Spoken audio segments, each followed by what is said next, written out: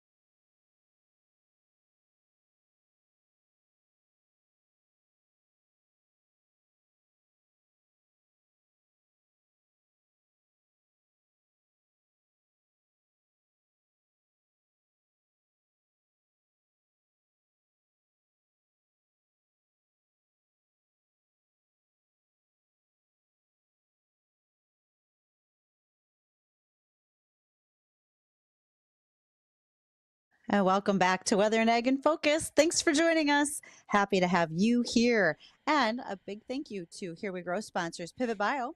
Pivot Bio is part of our all season long production of our corn, and we are doing this as a project to raise money for the Farm Rescue Organization. Justin mentioned earlier they need volunteers, and one of the things they need is for those of you who have a CDL, they'd love to see you helping move equipment around. So using that option, you could certainly volunteer for Farm Rescue. And again, Pivot Bio helps us to provide more profits so we can support that organization. Fultz Buildings is a part of that group as well. that's been on our Here We Grow field. And if you are looking at building a shop, a house, or a combination thereof, lake cabins and more, they'll be a part of bringing your dreams to reality. Chris Sherman is our guest today with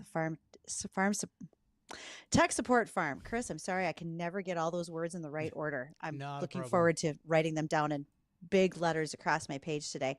But we wanted to talk about a conference you've recently been to. So please do share what was all going on and what you got from that. So I attended the FBI conference that was put on by the Nebraska field office, and we talked about the threats to ag in general.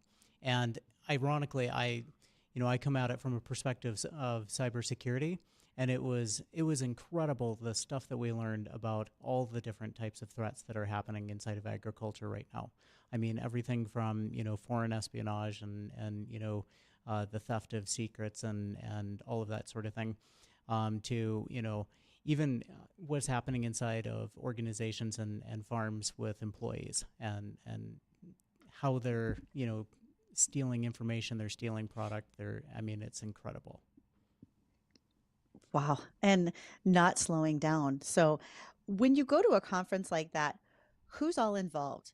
You are there as an attendee. I kind of wanted to go just to hang out and hear what was being said, but share a little bit about how many different agencies might feel comfortable being in a situation like this. So, I guess since 9/11, they actually have a lot of different agencies that work together, but then we also see a lot of collaboration between the federal and the private sector. And so the FBI was there, Insight was there, and then we had what are called fusion centers. And fusion centers are a combination of federal law enforcement agencies and then private sector security firms. There was another group called InfraGuard that was represented there as well. The USDA, Farm Bureau was there, and several other farm agencies were there as well. Go ahead, Dean. Well, no, Chris, I was just going to say, how big of a threat is cybersecurity when it comes to ag community, and are the majority of our farmers taking things seriously? So the way I would answer that is it's a large threat, but at the same time, we have to start thinking about it from not only just a cybersecurity perspective, but from a physical infrastructure perspective as well. A case that had that happened. We had Chinese foreign nationals that were working in the United States. They were completely legal, and they were smuggling product back to China in order to reverse engineer it. And it took the FBI, I think it was like 4 or 5 years before they were able to nail all of it down and able to track what they were doing and what they were after. And it was everything from physical product to the actual flash drives with all the information and all the documentation and how to grow and the genetic properties of the different products that they had confiscated. Well, and when you say physical product, we mean like physical plants. Correct. Plants have been seeds, taken. Yes, absolutely. And then analyzed for other use, because those are items that are in development. Correct. For use. Yep. And at that point, they are still considered protected property. Yes. And intellectual property. And ironically, these were even, in this particular case study, these were even people that were working for a federal agency inside of agriculture. And I mean that, and when we talk about, how seriously is everybody taking this, unfortunately, we need to take it significantly more seriously, because it is, permeated the top layers of our society. So one of the notes that you have on our sheet today says biosurveillance. Yep. Can you tell me what you mean by that? So biosurveillance would be the idea of monitoring how the production of like the genetic development of a product, and then reverse engineering it and watching how that development works is basically the spying on another country and what they're doing and trying to steal that information from them. Chris, why is that information beneficial, or what's the significance of it, to why somebody would want to come and I don't know, take seeds and genetics from here and back to another country? So the idea would be that if you think about, the amount of time and money and effort that is being put into the development of different seeds or different traits, and then if you don't have the technology that other country has, it makes it very valuable to steal it or, walk away with it so that you can kind of catch up and it removes a lot of the work and a lot of the effort from that. I see. And I guess it could take away from someone's position in a global market, say Roundup Ready sugar beets. If we can just blast the weeds without killing the sugar beets, another country has to put a lot more time and effort to match those yields when they can't Correct. spray a crop. But if they just take the genetics to that, now suddenly they've caught up to our capabilities. Absolutely. It gives them a competitive advantage, an unfair competitive advantage. Okay. No, because they don't have the cost of development in order to bring that type of product to market and fruition. Okay. Yep. And Chris, what about foreign companies or foreign lands buying some of our ag farmland? Is that a worrisome? Is that a threat? So it is a threat, but ironically, that's one of the ones that seems to be a lot more recognized, right? And so people are a lot more aware of it, kind of like that Grand Forks facility issue that happened last year. But at the same time, it's when you have foreign individuals that are purchasing land and investing in land, and then they have ties back to a hostile foreign state. Those are the ones that we're really concerned about. And I mean, it's not as prevalent, but the problem is that then you start seeing where, people coming on tours, or they're in the United States for some reason, and they're actually going up to farms and they're getting tours of these facilities. They're measuring, they're taking pictures, they're asking, very in-depth questions about the equipment, and they're trying to recreate and they're trying to take that information and put it, elsewhere. Now, this might sound like a stupid question, but aren't there background checks when, like you said, individuals that might have ties to hostile countries?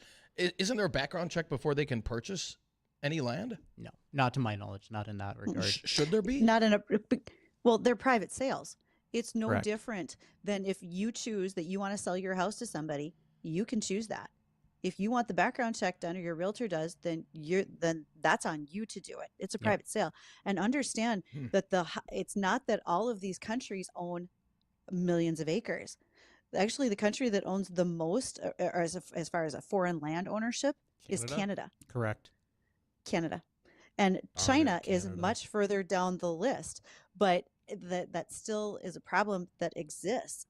And before the foreign lands purchases, because I mean, I get it, they're there, you're not going to regulate private sales, because if you do that, think about all of the infringement on the economy and on someone's capitalistic, abilities within this country.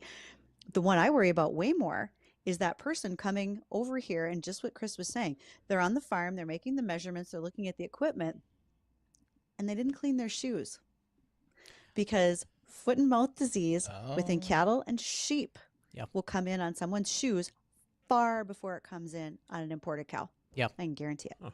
But at the same time, the other major problem that we have is that our society is highly altruistic, and we have no issues with sharing information, and we have specifically in agriculture, we have a tendency of trusting people, and we really need to shore that up, because it is too easy for us to have a delegation of individuals coming to our facility, and they ask such bold questions, and they just start making notes and measurements and pictures and recreating diagrams and getting GPS imaging, and all of that is used to take it back to their country and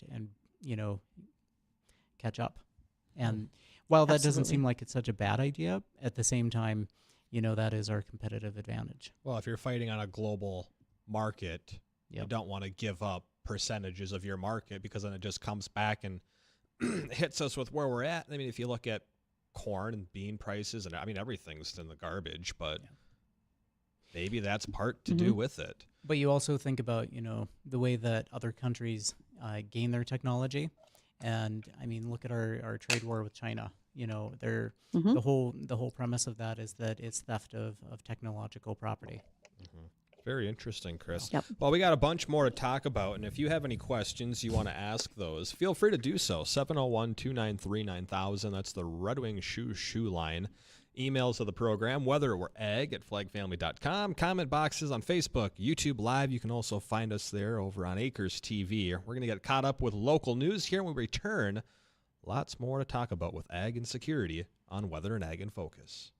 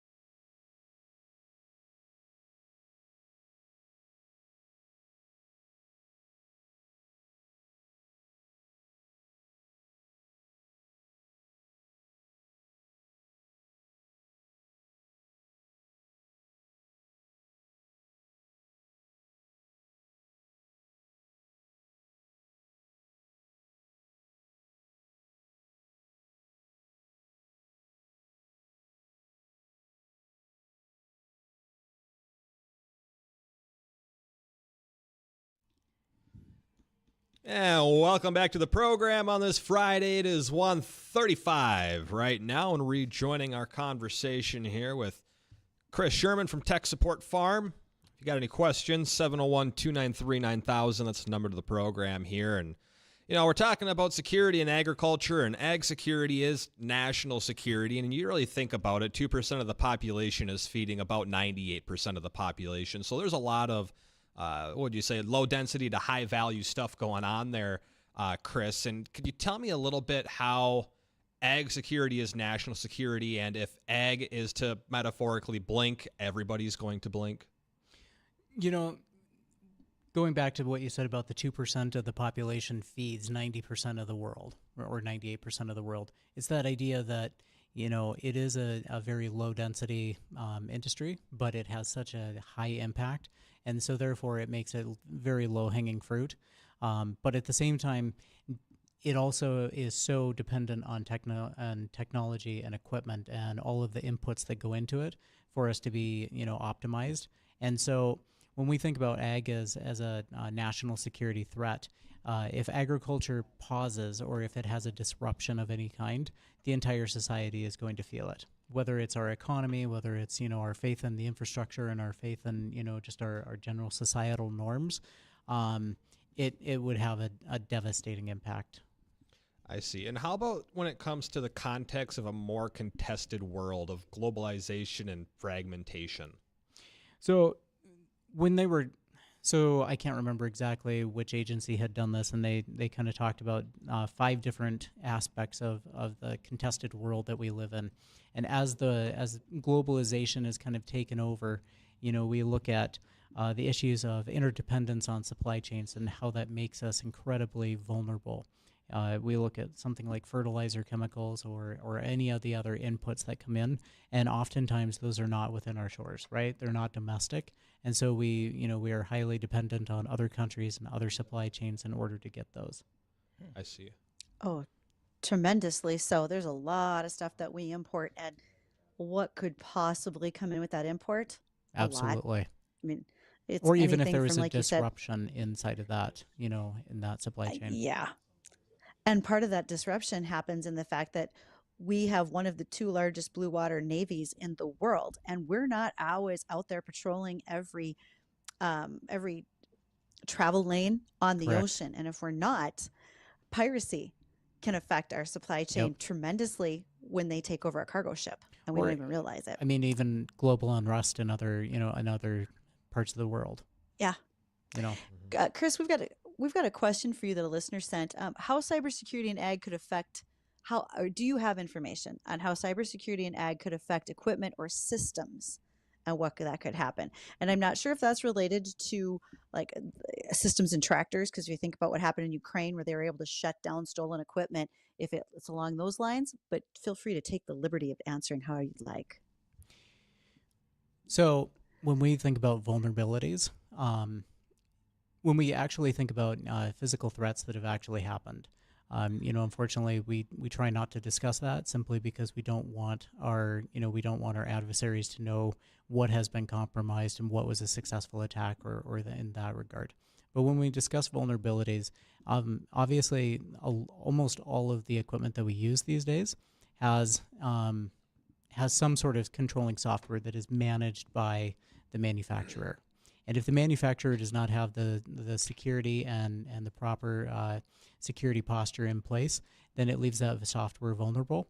A great case in point is that Microsoft outage that we saw, a month ago, right? It's not that was an attack, but it's the idea that we don't recognize the high interdependence that we have.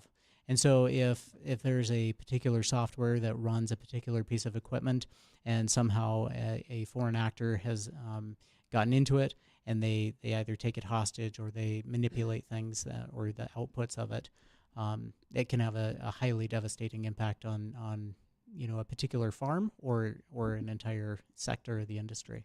See, Let's go back. We got a caller here. Just once. Oh, go ahead then. Oh, okay. Go. Take the caller first, but then I want to go back to the solar storms over Mother's Day because I think I have a question that maybe Chris can answer for that. Sure. Yeah. David, welcome to the show. What's going on today? What's your question? Oh, yeah, afternoon. Yeah, I've been noticing on YouTube there are a number of videos about massive floods over in China, and whether we're considering them friends or enemy, the floods have been so extensive, they're going to have a hard time dealing with food crops this year. And if you've got any comments on that. And the other, you've been talking about software and computers and whatnot in dealing with potential problems. But one that's kind of more logical and more stupid is the politicians that refuse to acknowledge climate change. If we've had invasive species in America, the armadillo crossing the Mexican border 50 years ago, now it's getting up into Kansas. And they still refuse to acknowledge that climate change is happening. Could you consider politicians that refuse to plan ahead like that saboteurs? David, is any of this related to cybersecurity at all, or is it just political climate change talk? Well, if you want to talk cybersecurity, it's the idea of putting additional costs on the farmer. That farmers are dealing with the real world, and the cyber world is an artificial world, and there are additional costs that come to that. And farmers are not necessarily trained or prepared to plan ahead for that, and so they're left in the lurch when it comes to the additional costs of that. All right. Well, appreciate the question, Dave. I'm going to let you go because you got a really buzzy connection with you, but thanks for listening and calling with the question. I guess I would respond to that by saying that I think he has a tremendous point on the politics side, right? That unfortunately we tend to be highly reactionary in this, especially in politics. And so we don't respond to something unless it becomes a crisis. And I see that happening in this arena for sure. Okay. And we need to do a better job.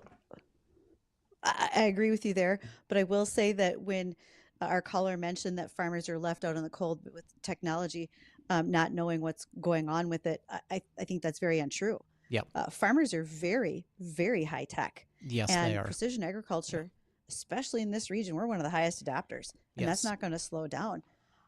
Chris, I think you can speak to the fact that you work with farms that are operating at a tremendously huge level of cybersecurity because they have to. This is no longer a mom and pop business. Would that be fair? I would say that it might be more fair to characterize it as we work with farms that have a high technology adoption rate. And so they are the first ones to jump into a new piece of technology. We have customers or prospects or farms that we work with who are utilized as training grounds for different major manufacturers, right? They have relationships with them, they test equipment, that sort of thing. Unfortunately, I think that there is a significant amount of misinformation and miseducation in regards to security and the liabilities and the vulnerabilities.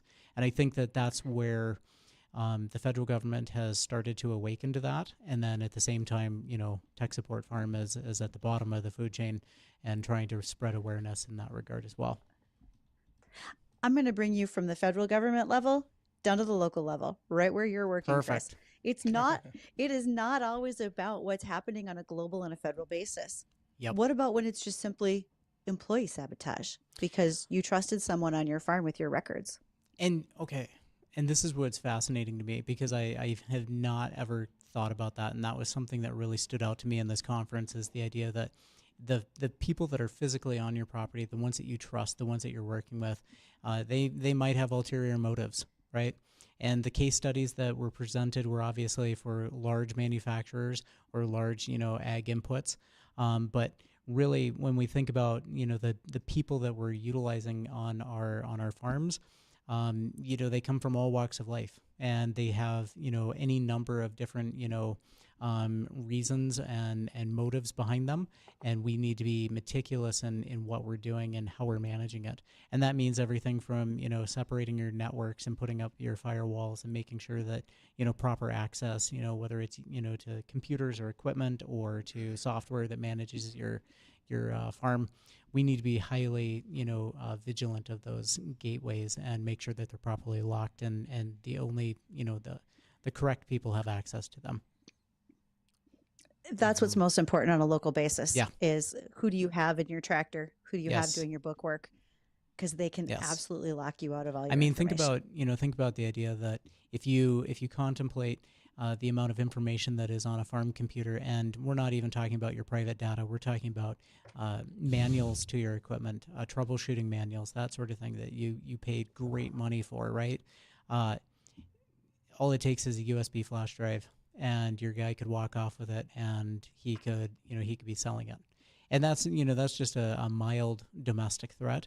But if you think about it from the perspective of another country trying to re-engineer something, they can do the same thing. Wow. Bridgette, did you want to touch on that solar question before our caller? Oh, yes. Thanks. I didn't write that note down like I had written other ones. Okay.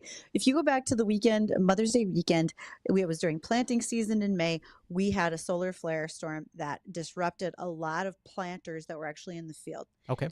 Chris, is that something that you can help to prevent in the future with the business that you operate to keep those planters running? Because my understanding is for some of them, you've got to have at least 2 satellites that you can make connections with to do your GPS, to run your AB lines, etc. How can farmers protect themselves on the farm against something like that?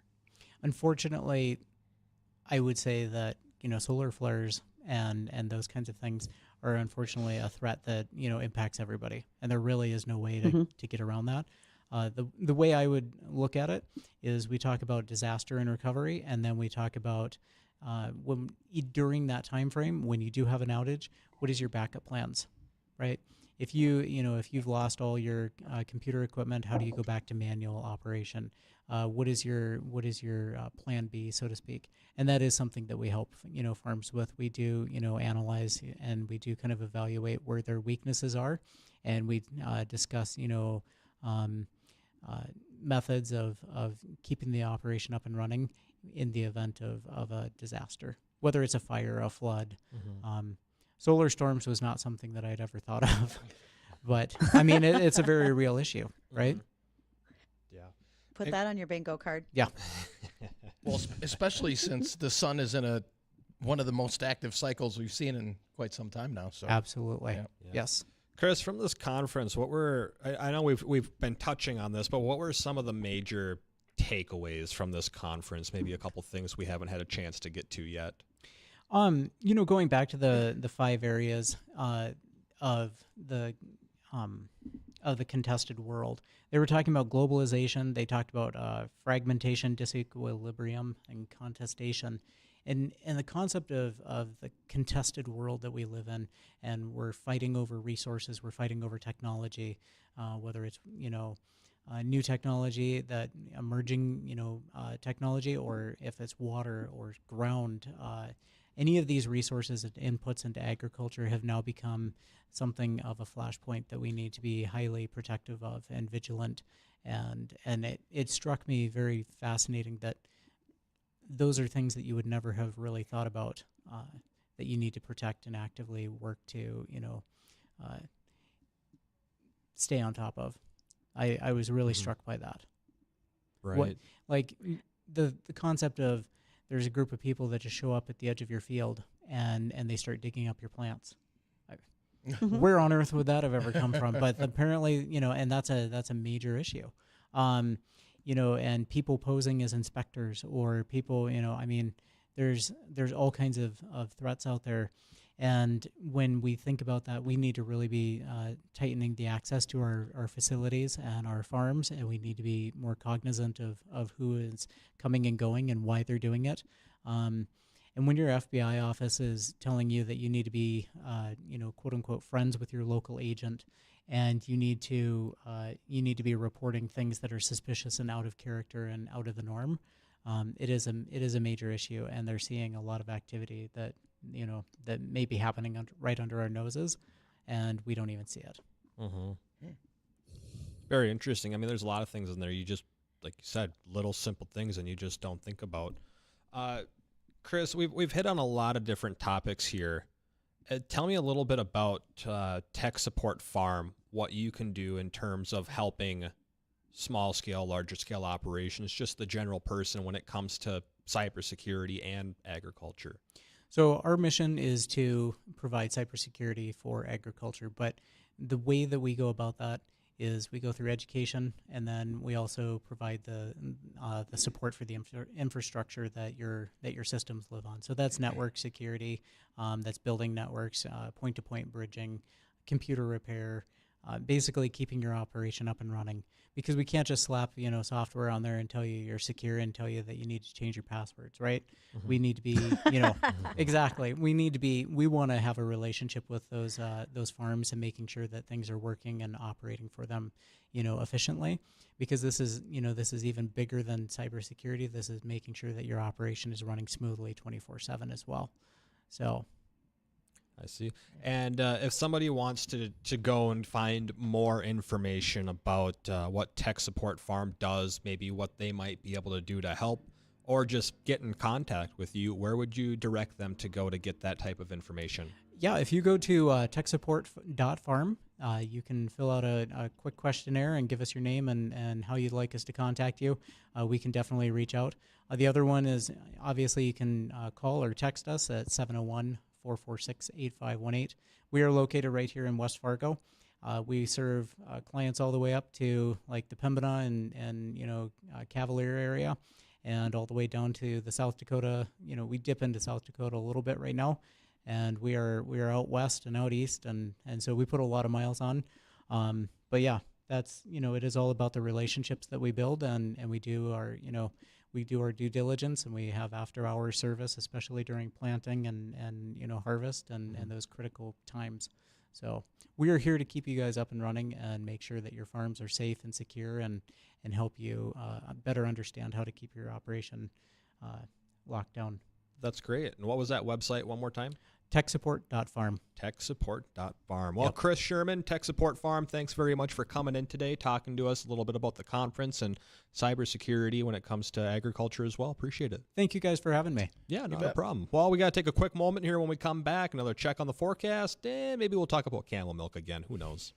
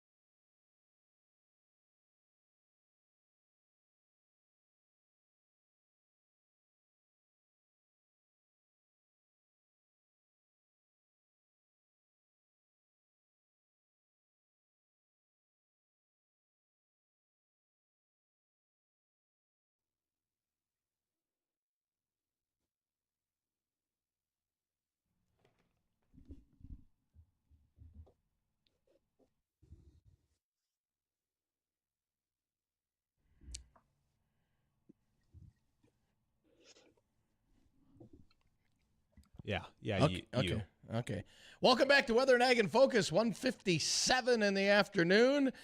We'll do a quick run over the forecast here, and I think that's going to be about it. And then let everybody go out and enjoy that weekend. We're looking at partly cloudy skies out there right now. Temperatures in the lower 80s. We'll make it up into the mid-80s. Some spots will reach the upper 80s this afternoon under partly cloudy skies and light winds out of the south-southeast. Clear skies to partly cloudy skies tonight, mid-60s. And the weekend looks breezy, hot, and humid. The worst day, if you want to call it that, is going to be Sunday in terms of heat and humidity. Saturday, upper 80s with south-southeast winds 10 to 25. Sunday, though, we'll have lower 90s, dew points in the 70s. That's air you can wear. Humid on Sunday. And gross. We're going to see a cold front coming through here Sunday night. That is going to trigger off some storms. Some of those could be on the strong to severe side, so make sure you have it locked in here to WDAY, and we'll keep you updated on any severe weather. So for Justin and myself... Wait, Bridgette, you want to add something quick? Yes, I do. There And you that go. is Chris Sherman's going to join us at Big Iron, the Wednesday of Big Iron, noon to 1 at the Morton Building. He's going to be part of our social media meetup with the Tillage Tuesday guys. So come Sweet. see Chris in person. Awesome. Right on. We're out of here. Bye.